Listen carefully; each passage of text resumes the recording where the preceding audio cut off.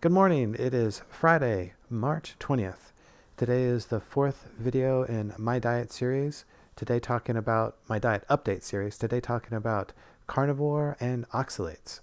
So I was introduced to the carnivore diet, or in a way that I had to take seriously on the Joe Rogan podcast from his guest, Dr. Sean Baker. And then later, I watched a podcast where Jordan P. Peterson was talking about his daughter, introducing him to a even more strict version of this carnivore diet. Michaela Peterson, I believe her name is. And since then, I've warmed to the idea as I've embraced a low-carb diet, ketogenic diet.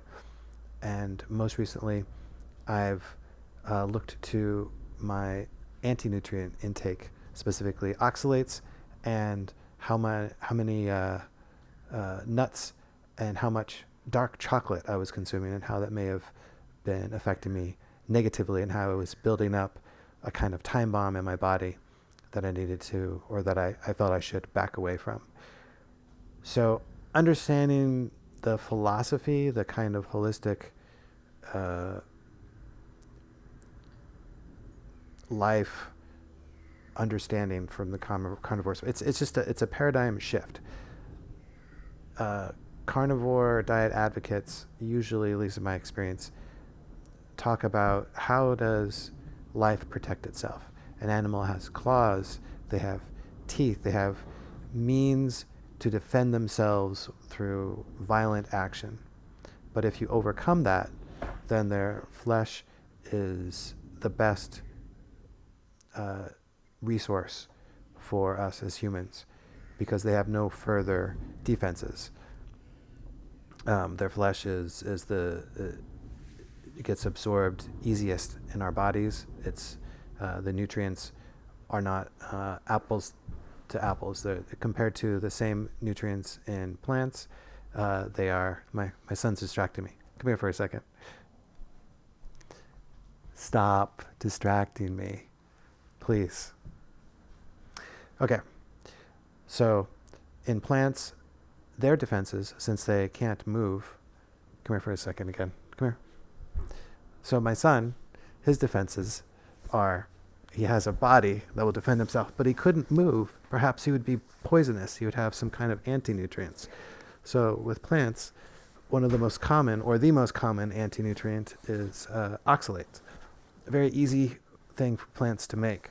Now, oxalates are particularly abundant in leafy greens, such as spinach, and seeds and nuts, such as almonds.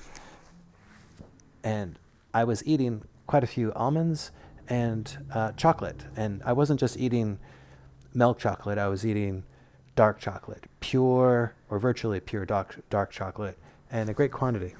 Luckily, for the consequences, I was usually pairing that with yogurt. And so I believe the calcium in the yogurt was bonding with the oxalate and kind of neutralizing it, hopefully to a great extent. But I was not sleeping great, getting up to go pee a lot at night, and some other maybe some joint pain might have been associated with it. But mostly I became concerned with what I was hearing about how kidney stones are 80% from oxalates now. Specifically, I believe oxalates when it binds with calcium, as opposed to a few generations ago when it was more like 30% of the cause of kidney stones. So that leap, I believe, is how our diet has changed, how it's shifted. And I think people embracing a keto diet, a low-carb diet, that are just getting tons of nuts, and in my case, tons of nuts and dark chocolate. A plant wants to protect its ability to procreate. So it's going to have, logically, its most powerful protections in its seeds and what it needs the most. So that's the idea, and it starts to not sound so crazy. So I kind of shifted from crazy to maybe, and I've reduced chocolate and nuts a great deal. I've got a huge stash to work my way through. I'm not exactly cold turkey. It's more like don't eat any for 3 or 4 days and then have a little bit. That's about where I'm at. And I'm leaning into the carnivore diet a bit with the almighty ribeye. When I get a chance to get ribeye steak, oh, it's so wonderful. Sometimes I won't eat any plants in a day. Usually I'm having something like a slice of my wife's homemade bread, a little bit of fermented vegetables like kimchi or sauerkraut or something like that. I'm not going extreme yet, but just I think cutting back on the nuts, I've noticed I'm sleeping better. I'm getting tired on time, like around 11 o'clock. I'm ready to just conk out. Whereas before, sometimes I'd have to just work through. I might just stay up. I was more likely to find an excuse to stay up. It's not an easy thing to get people on board with a low-carb diet, and even more so with a carnivore diet in my circle. Not just my family, let alone my doctors.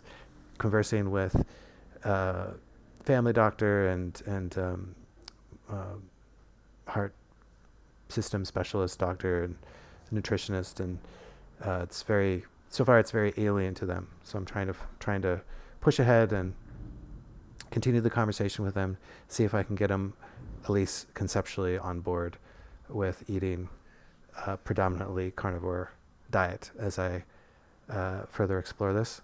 Pushing my son back a little bit so he doesn't bump the monitor. And my family, when I make meals, I find that they are, once they actually see the steak in front of them, they're on board, and it's very filling. So keep in mind that fat is much more calorically dense than carbohydrates. So I will leave you with that, and the final video, let me double check what the final video will be of this 5-part series. Just a moment. Is just some advice. First steps to following your own path.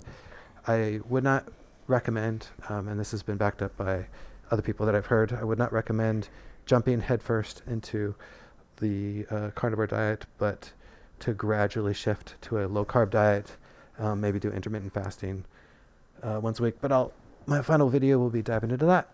Have a great day. I might not update this or be able to load this until tonight, depending. But see ya. Good. I gotta stop.